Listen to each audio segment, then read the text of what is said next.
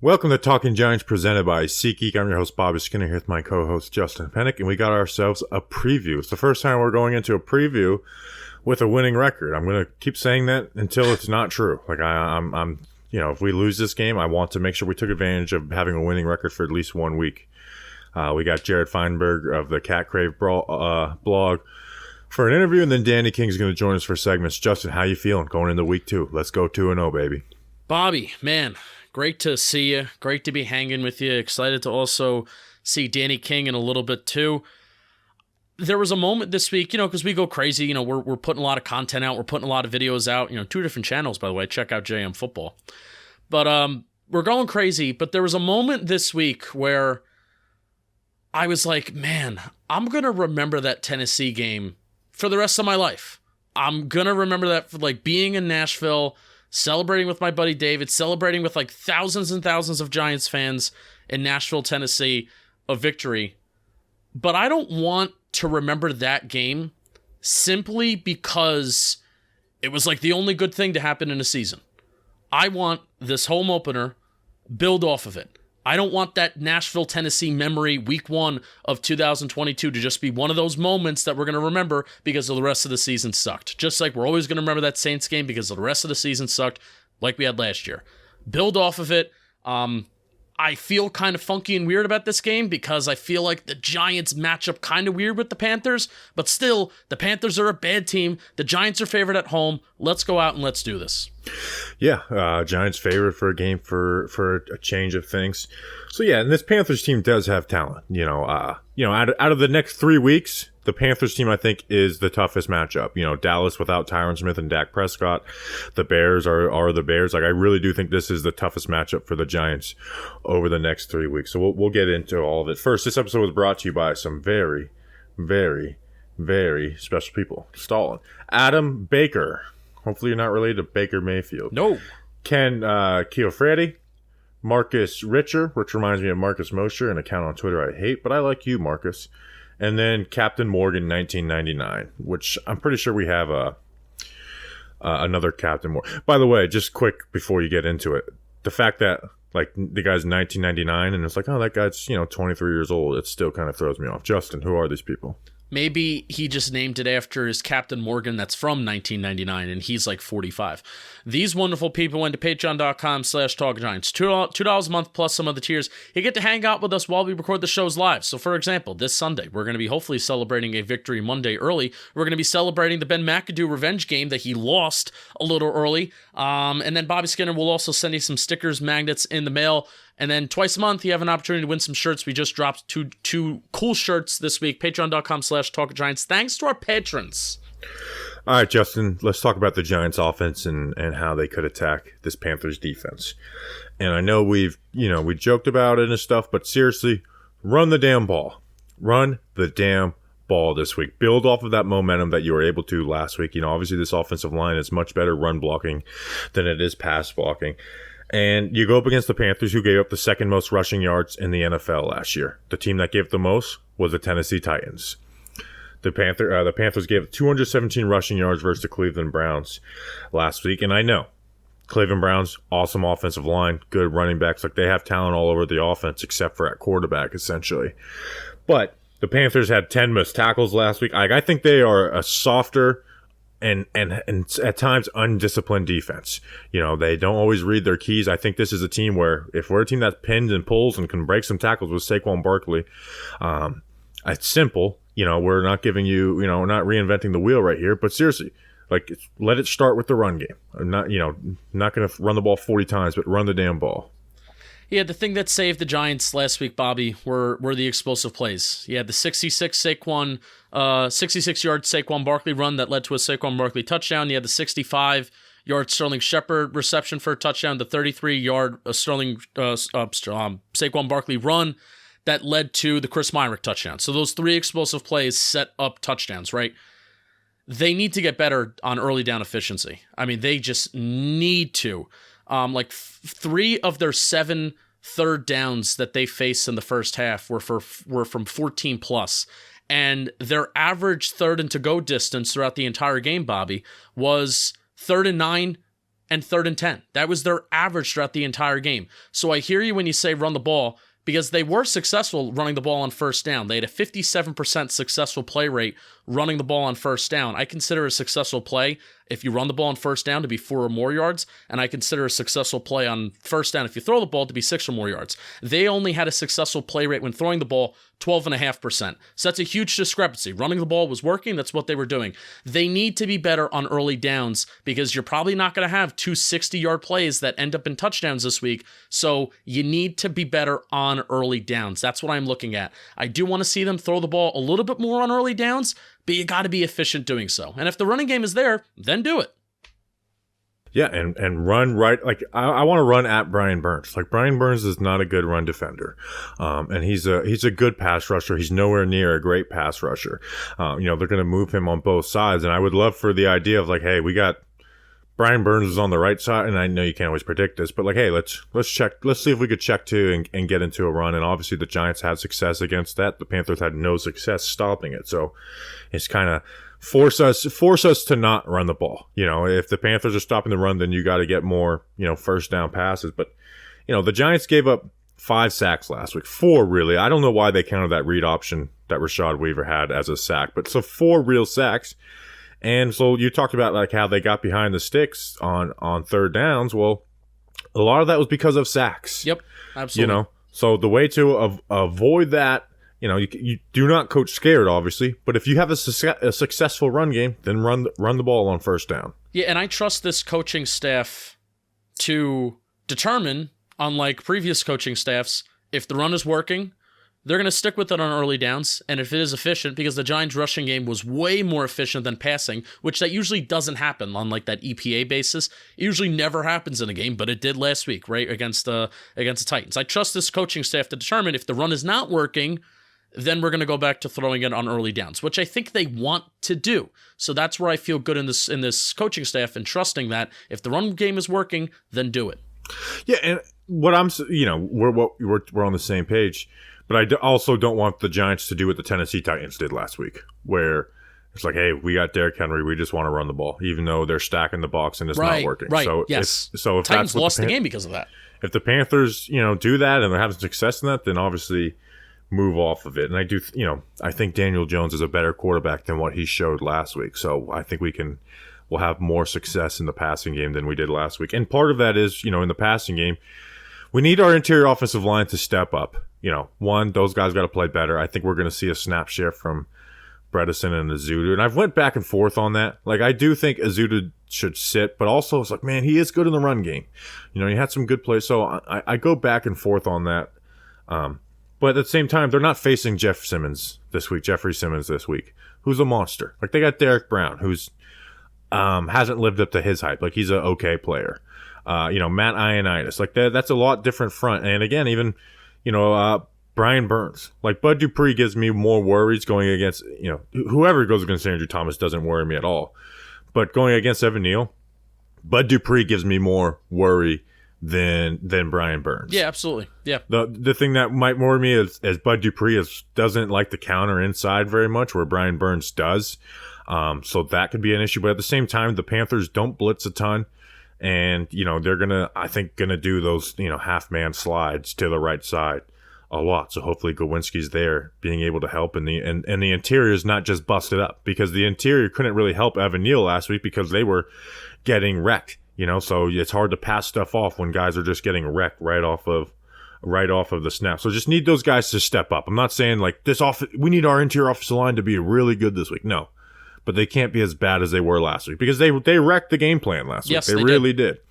They forced sacks. There was, and you could see it in the way Daniel Jones was playing. Like, that interior offensive line being that bad. Like, we can have it be bad, but we can't have it be as bad as it was last week. Yep, 100% agree. Passing game has to be better. As far as their secondary, Jeremy Chin's a good player. They move him around a bit, but he plays down more towards the line of scrimmage. J.C. Horn, he got 2 holding penalties last week. If kind of living up to his draft profile, he's aggressive, and he gets holding penalties. So if I'm the Giants, I want to throw double moves at him. Do the Giants have a number 1 wide receiver on the team? No, they really don't. Galladay did not look good last week. He looked slow. And that's what, I said. I was like, I'm going to wait till the regular season to hold out judgment. Well, guess what? He doesn't look good. And I thought they misused him a couple times. Like they had him as the clear out for a dagger concept where you're in the slot and you are just trying to clear out the safety. And it was like, he just couldn't get through it. Like he was just so slow. And he looked confused a few times. But yeah, I don't know. Like right now, my guess would be Sterling Shepard. But even then, Sterling Shepard only had 2 catches last week. One was obviously big. I'm going to give you a take. You ready for this? Don't say it. Richie James, wide receiver 1. He's the slot wide receiver. He might get the most catches, but he's not wide receiver 1. Adam in fantasy. What a world. I do think Richie... I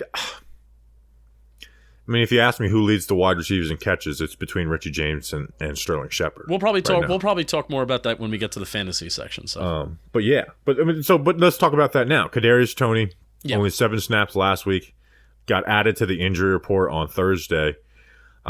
Saved the conspiracy theories. He was not on the injury report Wednesday and then was on Thursday. So these teams, you can't hide stuff from the injury report. Like it's against the rules, and if you get caught doing that, you'll get in trouble. So when the guys are hurt and limited in practice, they do put them on the injury report. So that had to be something that happened in practice on Wednesday.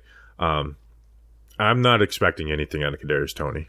Like I might expect him to get less than 7 snaps this week. It's pretty tough to get less than 7. But he wasn't on the injury report. He wasn't injured last week. Yeah. Now they have that. I mean, you watched him play, and he didn't look injured at all. It's very clear they don't want to play him. It's clear that they just don't want to play him, whatever the reason is. They don't trust him. I don't know. It's I'm not expecting his role to change unless something happens in front of him, wide receiver depth chart wise, and then he has to play, and it's similar to last year. I'm not expecting it to change until it changes, because we've seen how they're handling it, whether it's getting the live reps in practice, which again he was limited on Thursday, and then obviously there's other stuff as well. I'm not expecting to get anything out of Kadarius Toney this week. Darius Slayton active at least? Probably not. I don't think so. Because you have your outside guys. Shep can work outside and in, and then you got, I think Slayton probably stays. Well, actually, they have more guys on the injury report this week, so actually I do think Slayton will be active. Okay. Because Aaron Robinson is going to be a new guy who's out. So yeah. New competition. Who plays more snaps, Darius Slayton or Kadarius Toney? That'll be a fun battle to follow throughout the game as it goes on. So. Do you have anything else on the Giants offense before we switch over to the defense? No. Let's be more efficient on early downs, and why not? Let's produce more 20-plus yard plays. If we can produce some 60-yard plays again, that would be great, but I want to see some more 20-plus yard plays that sets up future scores and stuff. I went and watched the game, the film on the Panthers offense, and I was like, I can't believe it. Ben McAdoo hasn't changed one bit. They look like a Jason Garrett offense. It is quick game, quick game, quick game, quick game, quick game. Like, it was unreal to watch. Like, I kept on just going, like, will the next play be quick game? It's quick game. Baker Mayfield had the 4th quickest time to throw last week, and that's not Baker Mayfield's style. Like, in 2020, he had the 2nd highest time to throw. And that's not an O-line stat. That's when are you throwing? That's more of a quarterback stat and quarterback and system stat. So that's not something that fits Baker. And he had some misses too. Like, he didn't look good last week, but they are built on the quick game. Like, it looks like a Jason Garrett offense. And I think that does play a little into the Giants' hands, because when they did go, it was kind of like an all or nothing. Like, they had one big deep play to Robbie Anderson. It was versus too high, and it was like we see how do big plays happen versus too high coverage. Well, split the middle. That, and you get a safety who comes down and plays over aggressive on an underneath route, and they were running flood, which is basically a half field 3-level read. You have one guy deep, one guy in the intermediate game, and then one guy short. Safety bites on a deep out and leaves Robbie Anderson open, and Baker Mayfield did a good job of getting the ball to him on that. Like, that was like the one really positive play for Baker Mayfield. Now, the Browns' front is very different than the Giants. The Giants, I'm not expecting Azeez to play at all. Kayvon, I'm still not expecting it, but maybe. The Browns front is way more dangerous, obviously, and they have a Kemikwana who struggled, but you're facing what I think is the best defensive player in the NFL in Myles Garrett. But at the same time, your offensive identity doesn't totally change. Like, that's what the Panthers' offense is going to be. It's not going to be as like quick game conservative as last week, but that is what this Ben McAdoo Carolina Panthers offense is. Adoree Jackson needs to follow DJ Moore, just like he did with who did he follow last week? Robert Woods. Just like he did last week. And then CB2, who was playing CB2 with Aaron Robinson out because he got his appendix taken out. Who do you? I'm going to say it's Fabian Moreau. Yeah, I mean, he's the only guy who's played. I think they're willing to play these young guys, though. Who are these young guys? Nick McLeod? Is Flott's hurt? Or Ryan McLeod? Is Flott hurt? No, but Flott's a nickel corner. Like, I don't think they're going to throw Flott out there. Was listed as the backup outside corner on those depth charts. But Fabian Moreau's on the practice squad because he's a vet. I think they're. I don't think anybody's going to get 100%. I think Flott's going to play. So I think it's going to be Fabian Moreau. I don't think they're. Flott didn't get any snaps last week with Darnay Holmes struggling, so I don't think we're going to get any Cordell Flott. And if we do, it'll be very minimal. Especially on the outside. Is it bad that, I know you're listening to a show and you want to hear our opinions, but if your name's not Aaron Robinson or Cordell Flott in the secondary, I kind of don't care. And it's like, what are we doing? I mean, you want to have a functioning. Oh, by the way, I guess people were living on. Didn't know Aaron Robinson is out this week. He had his appendix removed. I said that. I want Fabian Moreau out there. Like, I'm not rushing Cordell Flott out on the outside.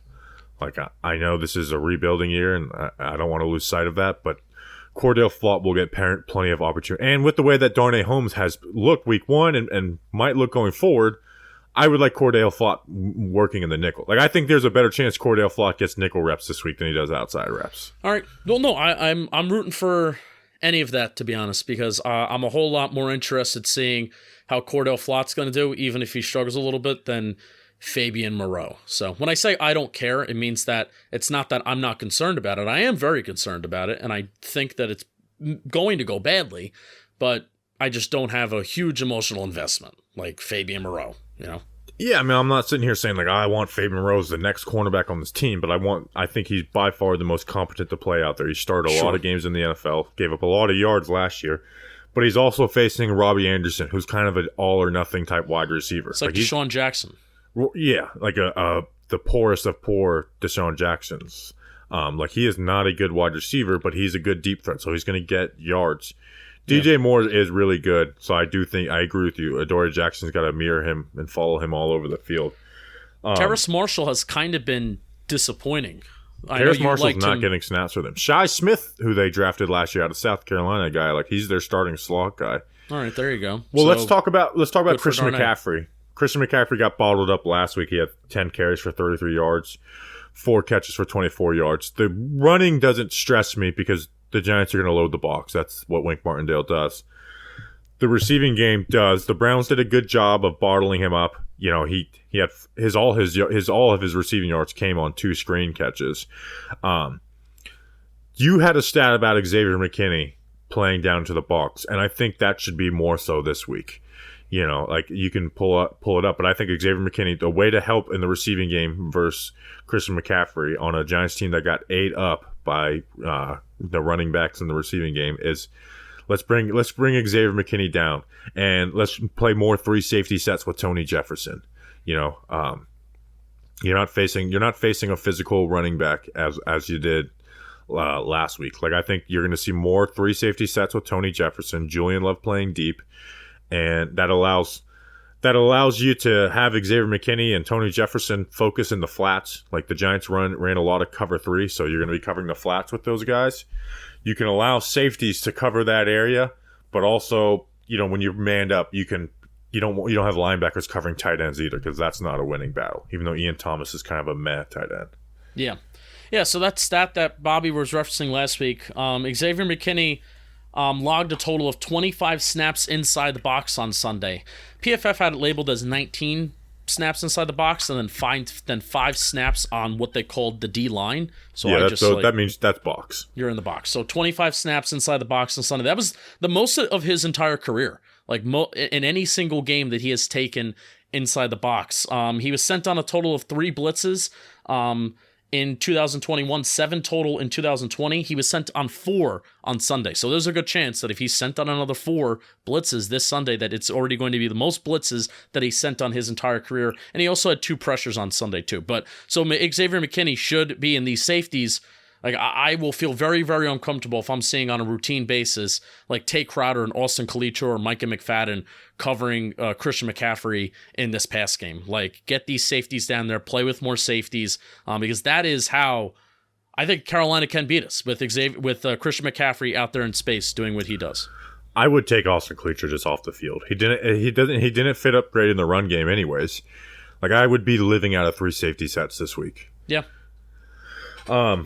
And if you're doing 2, I'd like to see Micah McFadden. So, and then obviously they're going to stack the box first to run game. All right, anything else before we throw it to this interview? No. Excited for the interview, excited for Danny King. Well, if you want to go to this game, the home opener at the Giants, well, you got to use SeatGeek. And today's episode is sponsored by SeatGeek. Live events are back, which means you could get $20 off tickets at SeatGeek with promo code GIANTS. If you don't know what SeatGeek is, they're a ticketing app that makes buying tickets super simple. We've got the apps on our phones. Whether it's football, concerts, basketball, baseball, festivals, or more, SeatGeek puts tickets from all over the web in one place to make buying simple. SeatGeek rates every ticket from 0 to 10 to make sure you are getting a good deal. Green means good, red means bad. Every ticket on SeatGeek is backed by their buying guarantee, so you can shop for tickets with confidence. Don't worry, we've got the hookup. Use code GIANTS for $20 off tickets at SeatGeek. That's $20 off your first purchase with promo code GIANTS. Make sure you click the link in the description to download the app. And here's Jared Feinberg of the Cat Crawled Ball. All right, we now welcome onto the program Jared Feinberg. He covers the Carolina Panthers, does some NFL draft work as well, but covers the Panthers for Cat Crave, a fan-sided. Jared, how you doing? And I just, before we get into the questions, I was rooting for Baker to get one versus the Browns. I really was, just the way, and I'm not even really a Baker fan, but I was rooting for him to get one versus the Browns. I watched that game. That was pretty heartbreaking towards the end. Yeah, man. And I'm doing well. I really am. And watching the game Sunday, I was like, this sucks. Like, from a fan perspective, it sucked not seeing Baker Mayfield get his revenge on the Cleveland Browns. But, I mean, he came so close, and a couple blown calls at the end for, I guess, the Browns case. Help them win the game, I guess. So, it is what it is. We're moving on to the Giants. So I'm looking forward to having this talk with you about the Giants tonight. Yeah, and we'll start with Baker, a new offensive coordinator in Ben McAdoo, who Giants fans are very familiar with, new quarterback in Baker Mayfield. How did they attack the Browns defense? Because it seemed, you look at some spray charts and it seemed like kind of an all or nothing attack at times. What were the ways that they tried to attack them in the passing game? Earlier in the game, the rhythm wasn't quite there for Mayfield. He was kind of antsy in the pocket. He wasn't really sure of himself at first. And I think that had to do with a little bit of just week 1 rustiness and not having enough reps with the first team offense to really develop that true chemistry. And I believe, a little bit was, McAdoo was just trying to get Mayfield into a rhythm, and it didn't work at first. But once it started going, you saw Mayfield making really good, quick decisions, going through his progressions, left to right, right to left. He definitely looked impressive, and it was really nice to see competent quarterback play at the position for Carolina. You're going to see a much more aggressive passing attack from Carolina going forward, especially with how Mayfield is as a quarterback. He's an aggressive quarterback that will take shots when he wants to and when he feels like he needs to. But it seemed like throughout this game, this past Sunday, he was a little bit more decisive, not in a bad way per se. Maybe early on in the game, it was sort of in a bad way, but as the game went along, he was a little bit more decisive and got the ball out quickly, got the ball out to his targets on time. There was very little instances of him late on throws. It was just nice to see Mayfield kind of just do his thing, not really overthink it. That's what he did in the first half. In the second half, especially in the fourth quarter, when he let that comeback attempt for the Carolina Panthers, you saw Mayfield was sort of the same quarterback we saw in 2020. And if he continues to play that way this season, Carolina Panthers could be in a good place as long as their coaching staff doesn't, mess them up over the next 16 weeks of the season.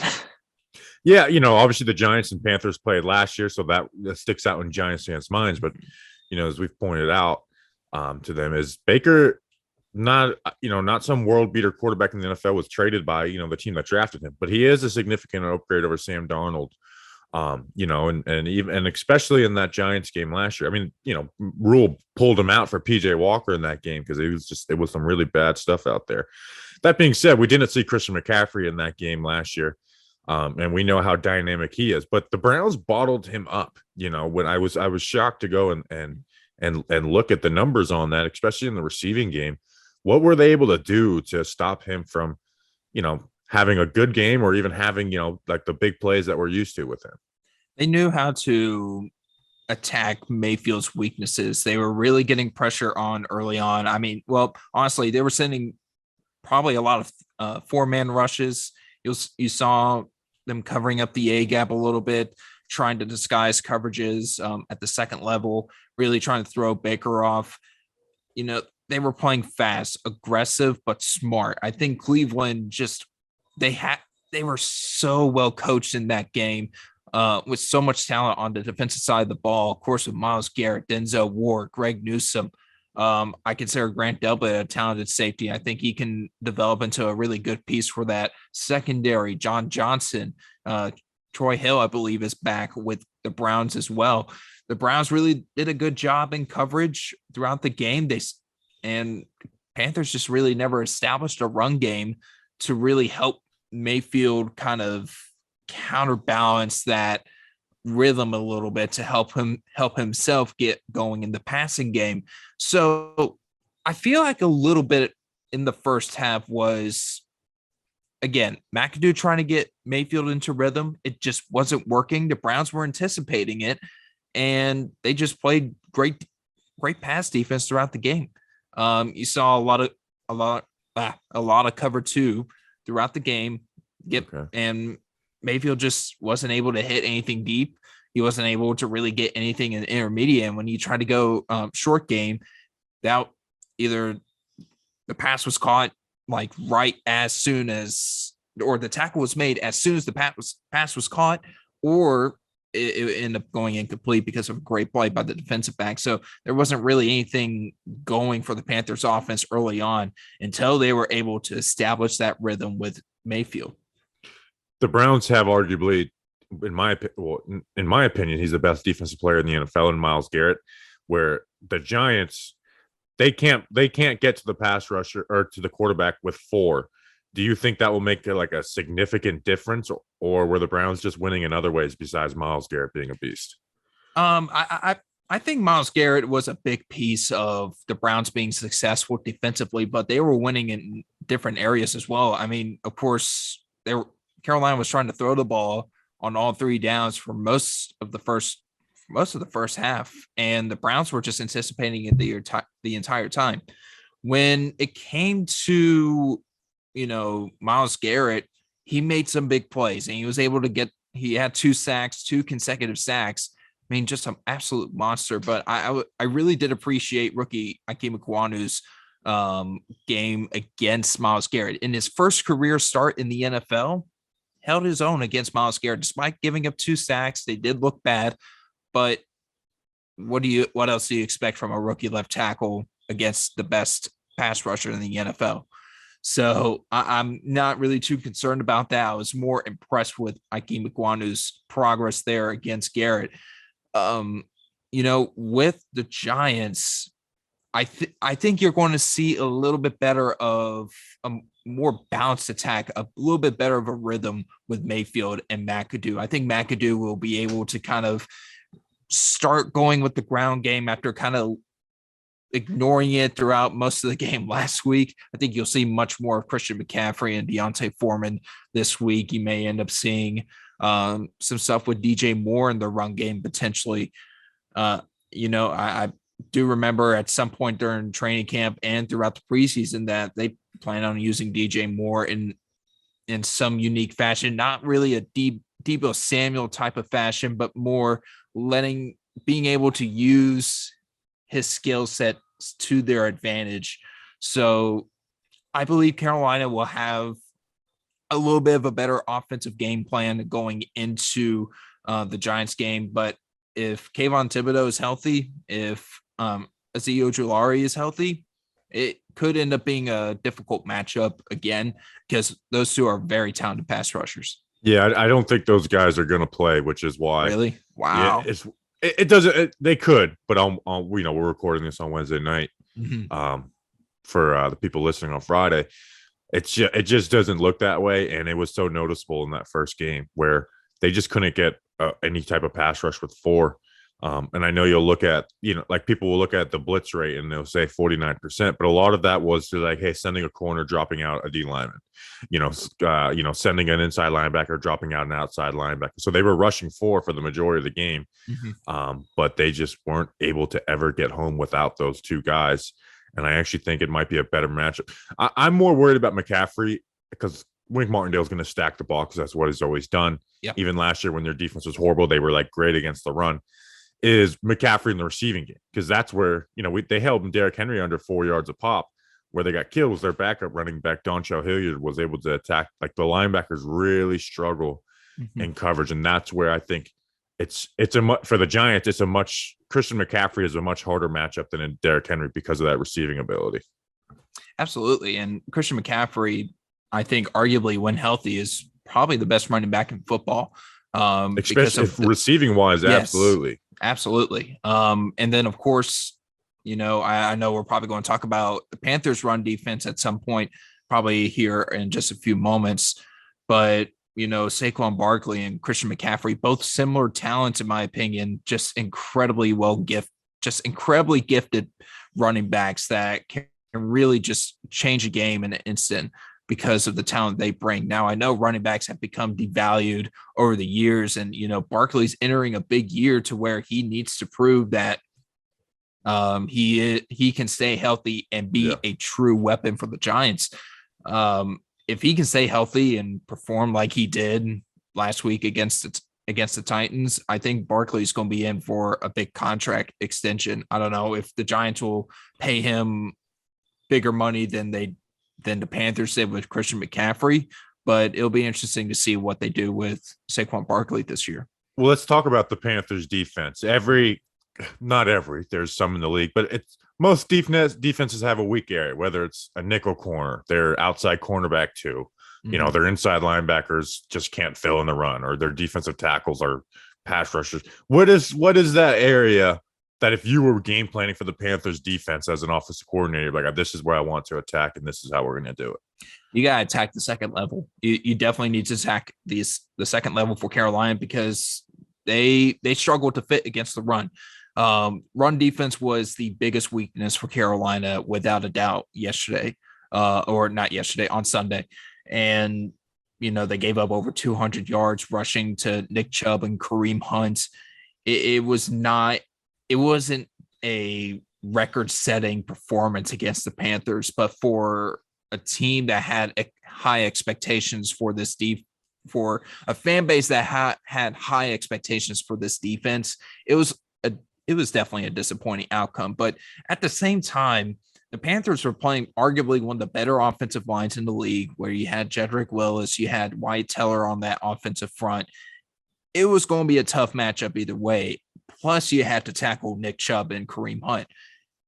I saw plenty of times where Carolina was able to wrap him and Kareem Hunt up. I can't speak today.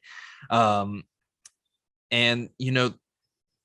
they just slid off. They literally slid off of Hunt and Chubb, and Chubb and Hunt ended up going for over 200 yards combined. It was an unbelievable performance for the Browns. They did a really good job game planning against the Panthers. While Wyatt Teller was a big part of the Browns' success on the ground.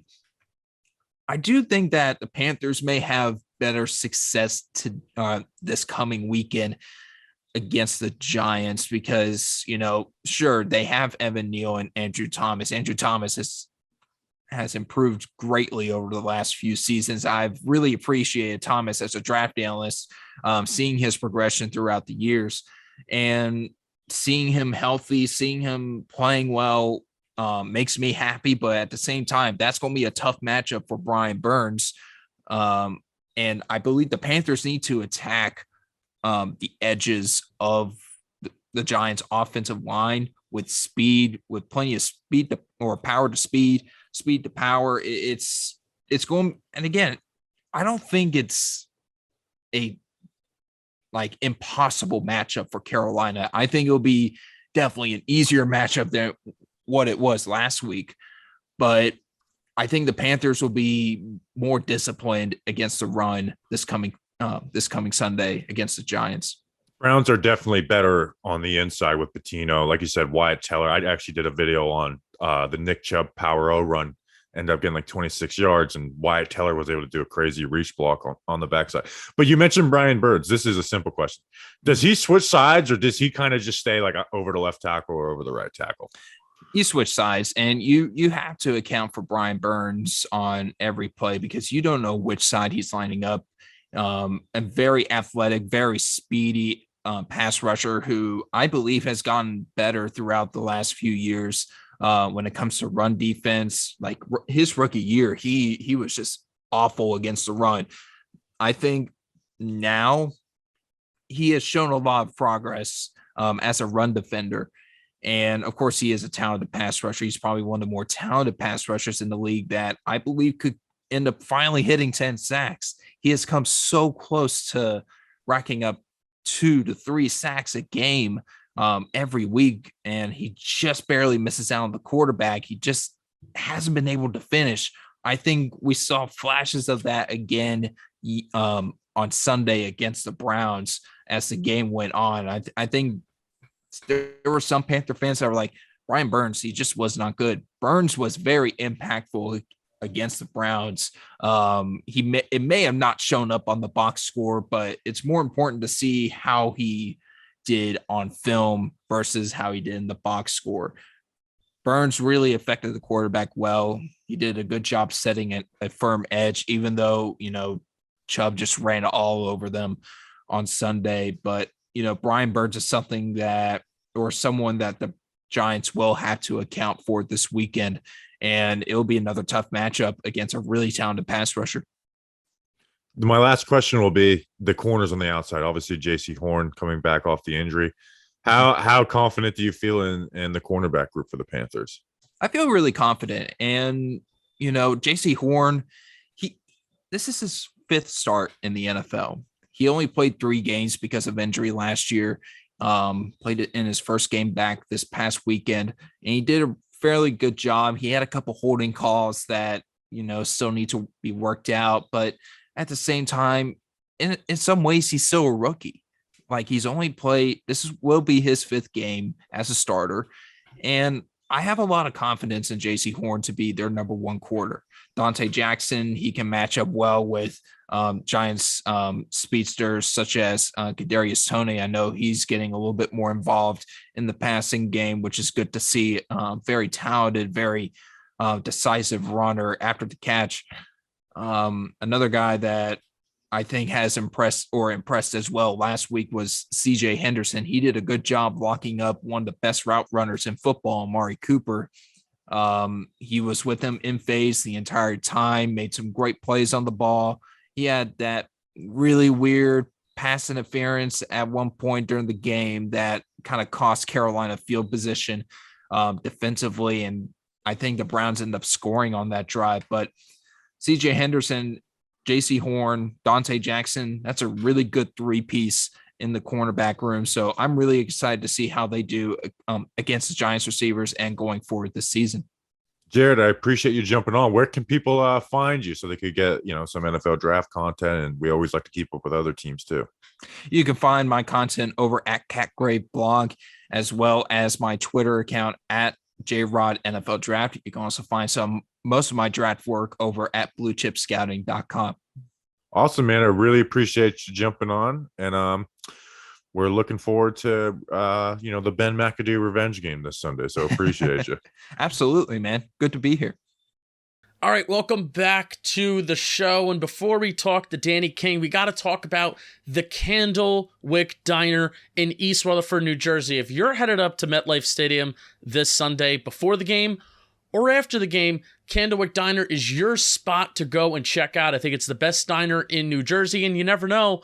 Last year, I ran into Raymond Johnson after a Giants game one Sunday. You never know who you're going to run into after the game. Hopefully you'll be celebrating a victory Monday a little bit early. Candlewick Diner is located a mile up the road from MetLife Stadium. There is a full-service bar, in-house bakery, and free delivery extensive menu from breakfast to burgers to steaks to pasta.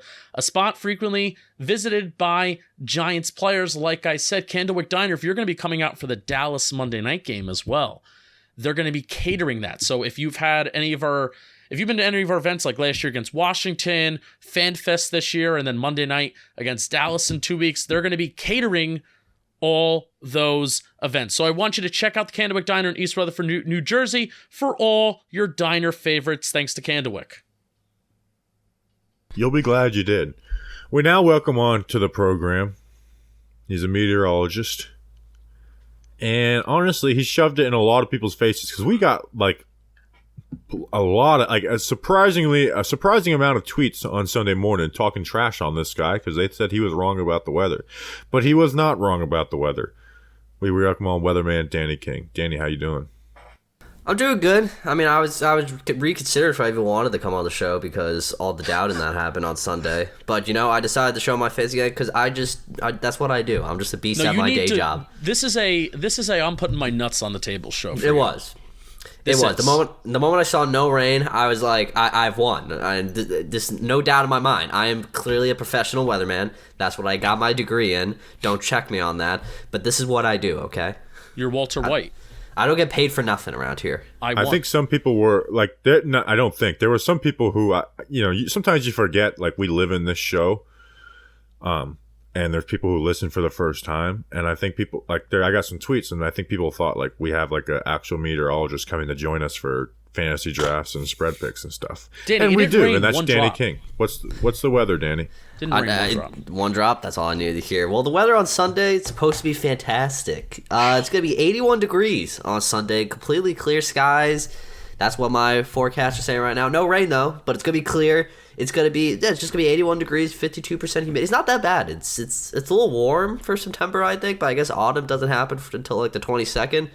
So I guess you can't complain, but it's going to get up to 85, 86 actually by the fourth quarter. So it's going to be a steamy one at MetLife, but I think the humidity's down, so you shouldn't be sweating. You shouldn't have any nasty pit stains, or unless the Giants are making you sweat. That is also a possibility. Good point.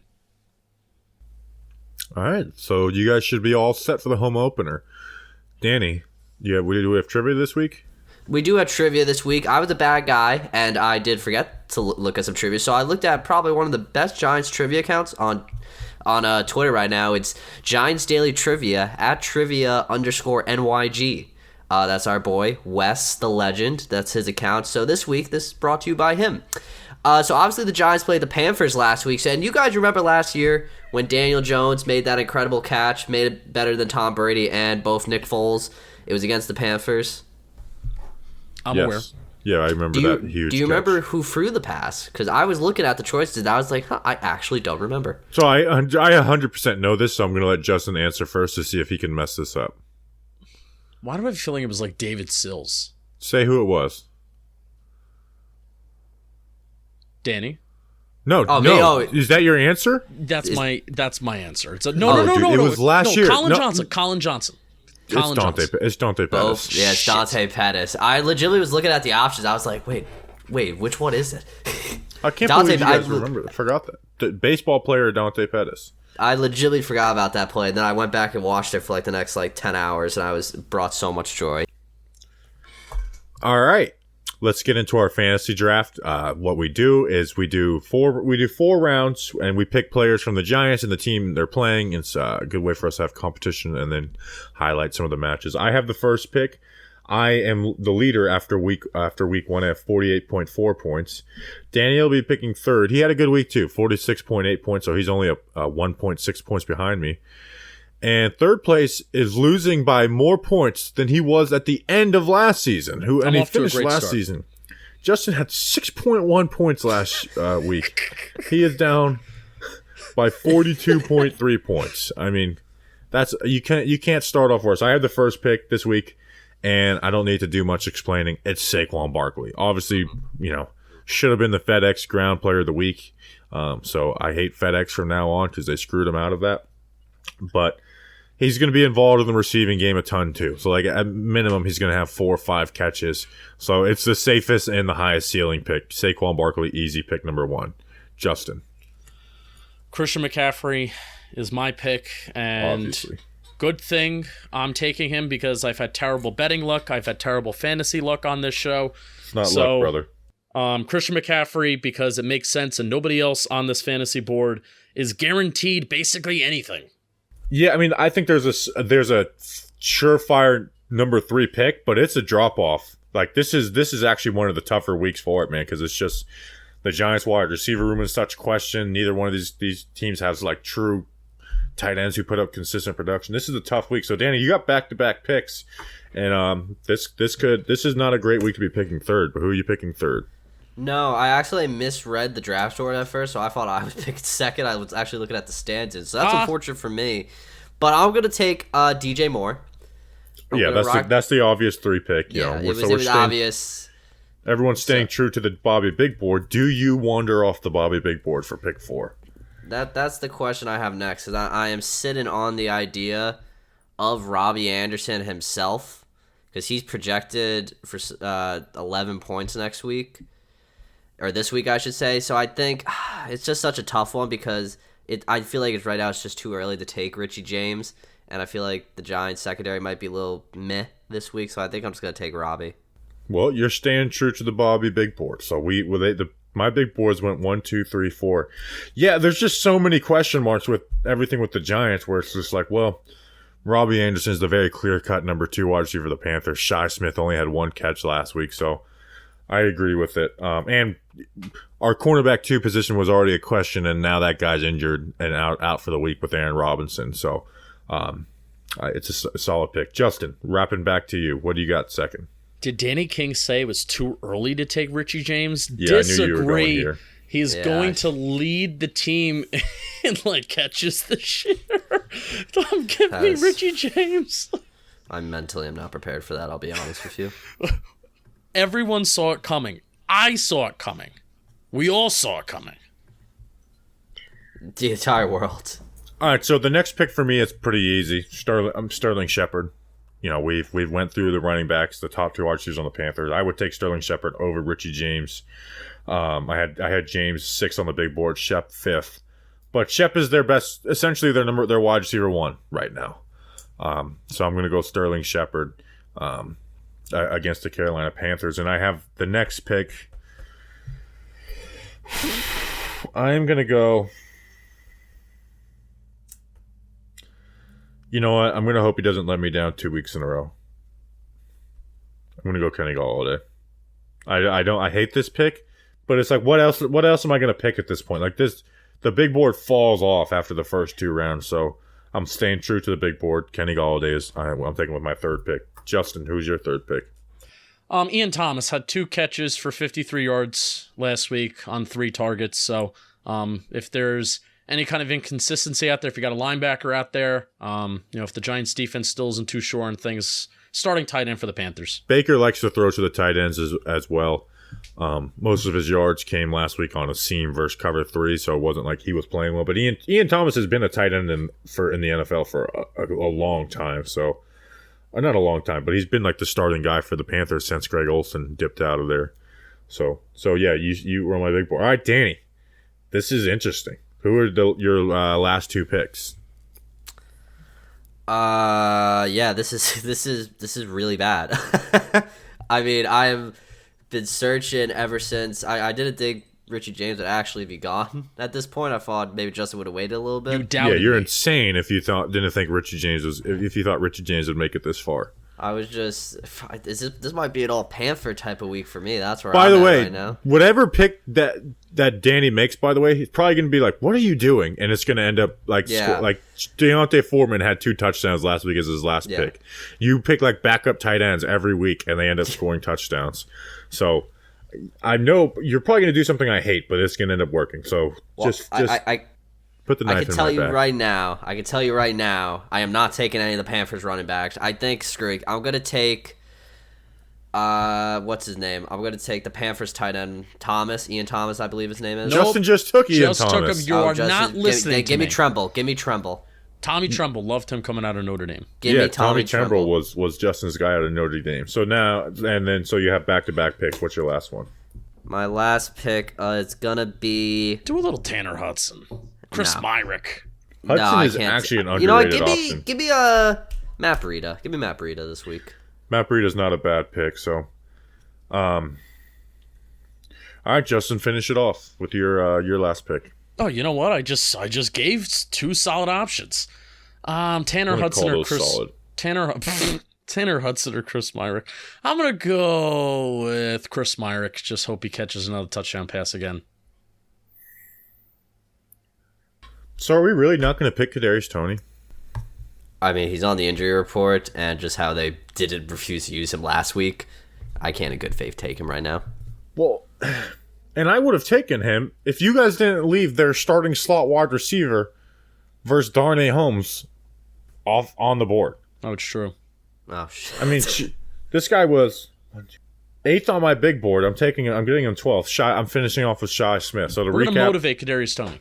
Yeah, we're going to motivate Kadarius Toney. And I just think Darnay Holmes is going to have a lockdown type of week. So I was like, who? Shi Smith? Don't want him.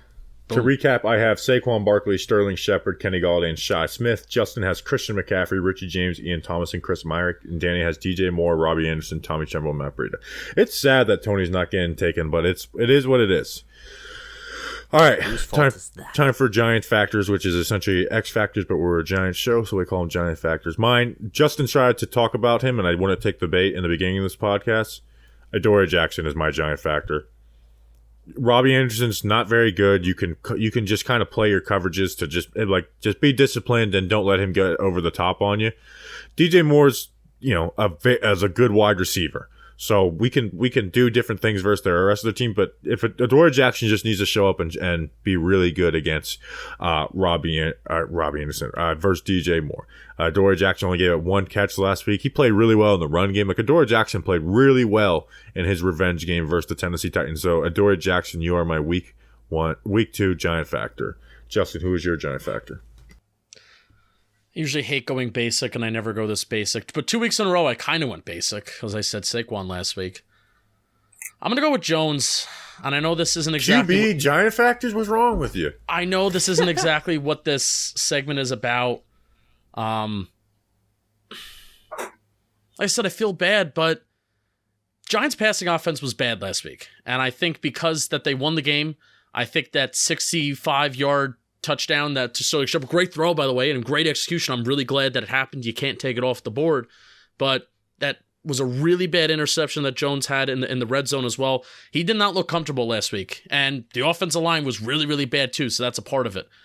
I want Daniel Jones to go out there and have a better game this week. And I had a tweet that I wound up deleting because I really worded it bad. Oh, I was so aggravated that you couldn't understand what I was saying about that tweet. Daniel Jones hasn't had 3 passing touchdowns in a game since Washington 2019. I almost just messed it up. The Andrew Thomas Bowl.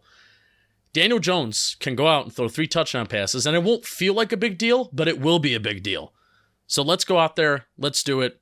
Daniel Jones, you're my Giant Factor. Well, that's what I like about this offense is like, did Daniel Jones have a good game last week? I don't think so, but he also went 17 of 21, 2 touchdowns, 1 interception, and that's what we considered not a good game. Where in the past schemes, that was like what they were going for besides the interception. So he only had 6 games of 2 passing touchdowns over his last 26 starts.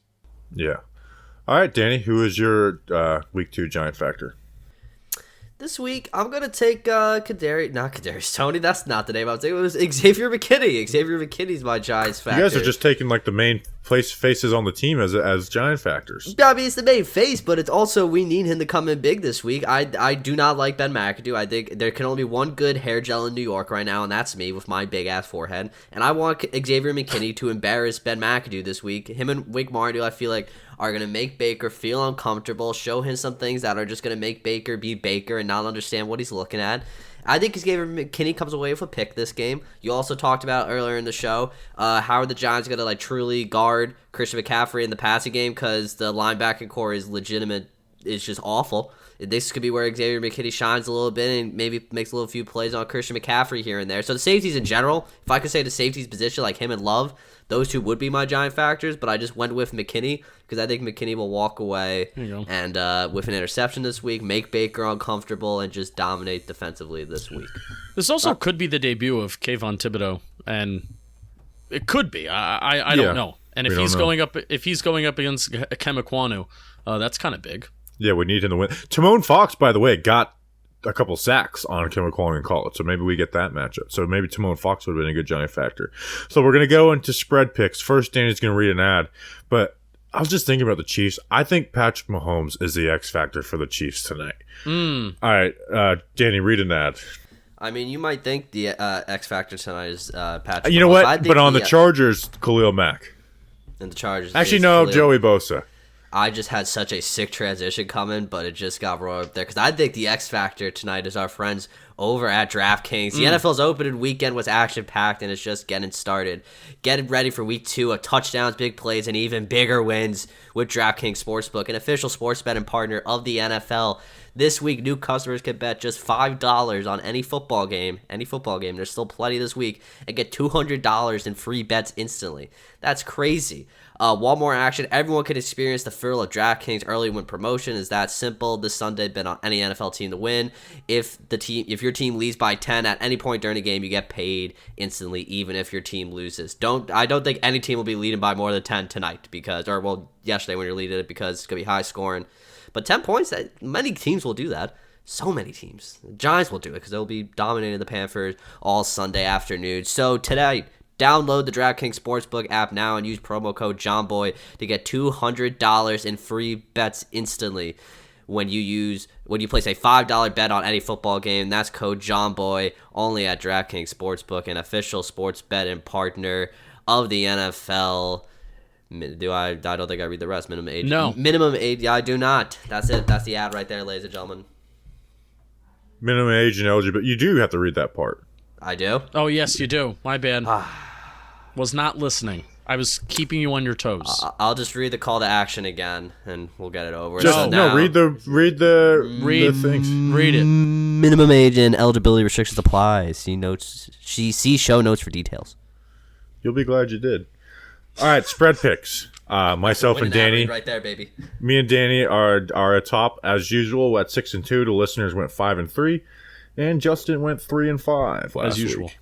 Justin, so you went 3-5 last week. We got Chargers at Chiefs Thursday Night Football. Chiefs -4.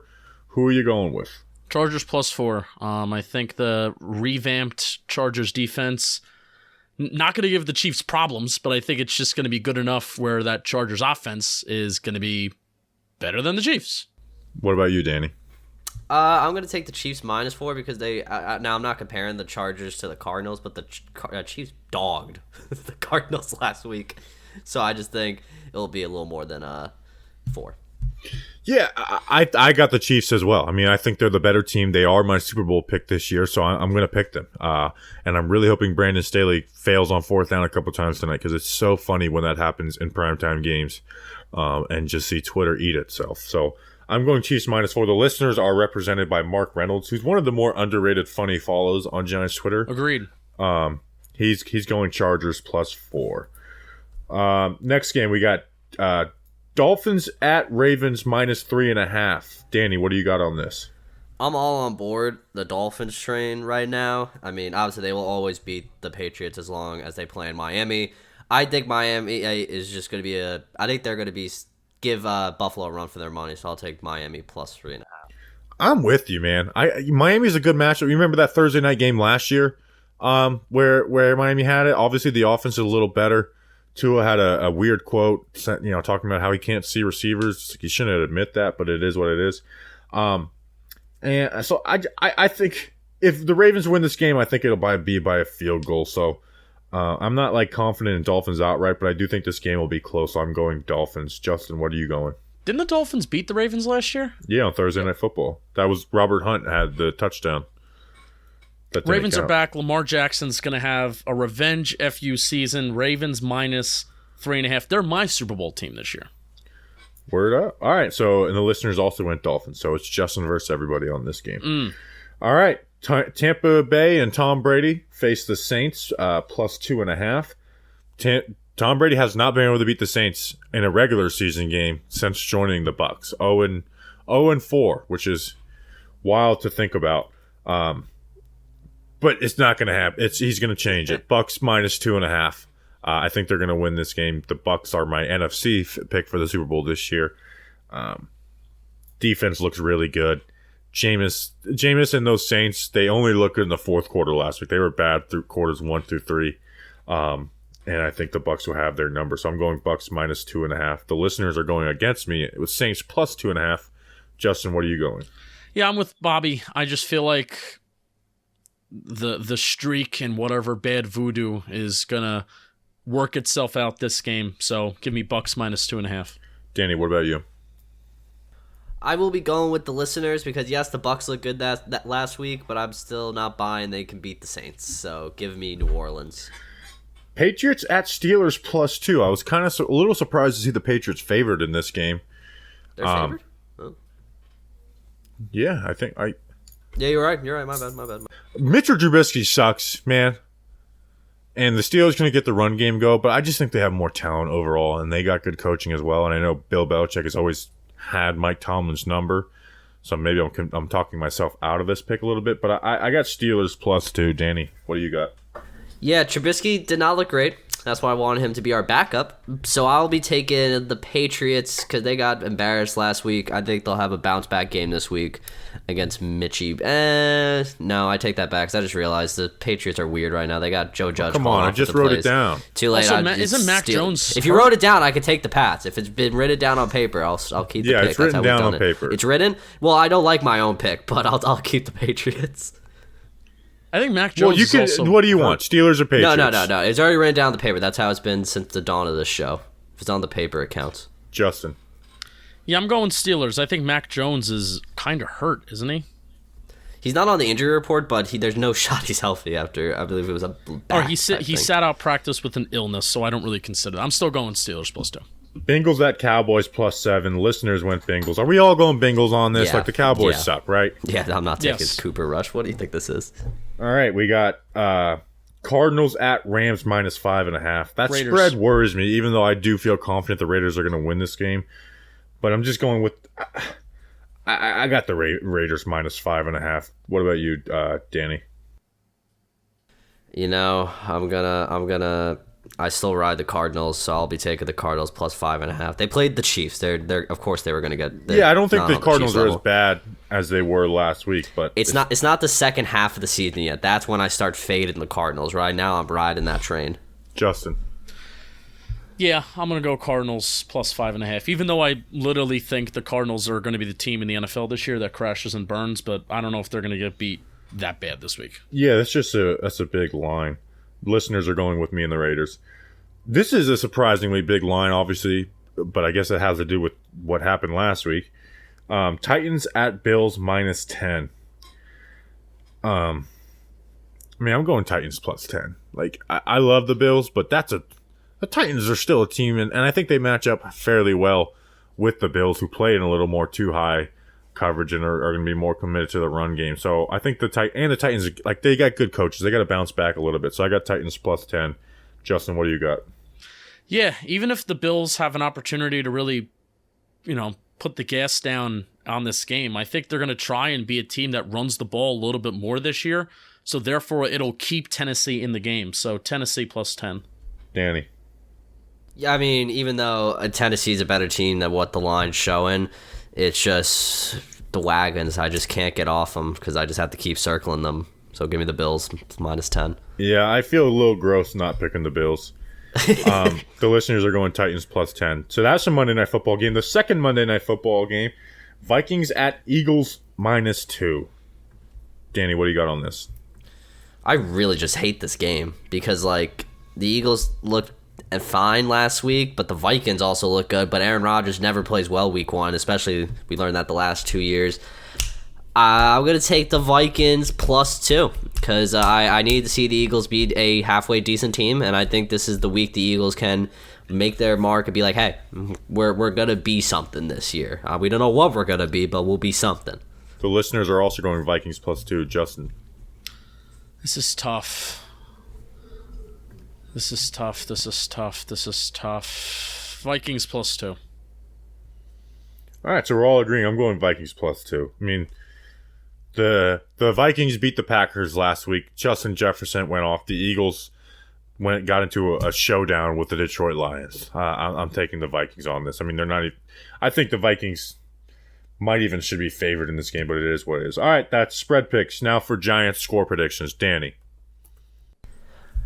I know everyone's hyping up the Giants right now because we won one game in pretty odd fashion, but we won. The Panthers, they're not that good of a team in my opinion. I don't like Baker. I don't like who's coaching their offense. It might not be a good-looking win, but I think the Giants get it done again this week. I'm going to take the Giants going 2-0, something I never thought I would say in my life. They win by a final score of 20-13. By the way, I didn't bring this up. I finally got a smart TV because the freaking NFL on Prime crap pissed me off. Oh, yes. Right now, so my TV stand's not big enough because the legs are on the sides where my other one was in the middle. So yeah. I didn't have time to buy a TV stand today. So I literally have my old TV stand and then a speaker with a box of business cards under the leg right now to watch the game. I would love to know how bad Prime does tonight, just because no one, like a lot of the boomers, can't figure out how to get on. That's basically me. Like I've had this last TV for 8 years. I bought it at a garage sale for $50. Justin, what's your? I just remembered I wanted to bring that up in the show. Justin, what's your score prediction for the Giants game? I am really, really nervous about this game. Bobby said it at the stop. Bobby said it at the top that, you know, out of all these teams the next 3 weeks, this is probably the team that matches up with the Giants the toughest. But I don't care. It's the home opener. The Giants will score 31 points. The first time that they scored over 30 points since Dallas 2020. And the Giants offense will be scoring 31 points, which the Giants offense has not scored at least 30 points since the Andrew Thomas Bowl 2019 in Washington. The Giants will win 31-27. Do you guys remember when the old 30-point streak, Ben McAdoo, didn't get 30 points in his first 2 years as a head coach? Remember what team that was broken against? The Panthers. Carolina Panthers, and they got 5th down. But they're not getting 5th down. They're just going to be down. There is no way I'm losing to Ben McAdoo's stupid ass and his little Jason Garrett offense. There's no way. I'm not doing it. I'm not losing to Baker Mayfield. We got robbed of the Daniel Jones-Baker Mayfield matchup when Daniel Jones was hurt in 2020. But don't let Daniel Jones' personality to the media distract you. That man does not like Baker Mayfield and that bullshit he said. And I cannot wait till after this game to tweet at Baker Mayfield. Hey, Baker Mayfield, sometimes you forget you have to win because the Panthers will not win and the Giants will be 2-0 and we are going to be the happiest fans in the entire NFL because the Giants are winning 77-0. We appreciate you guys. Enjoy your weekend. Enjoy another Giants victory. We'll be back for another Victory Monday. You guys are never going to hear Beck again. We'll see you guys. We appreciate you. Until then, let's go, Big Blue.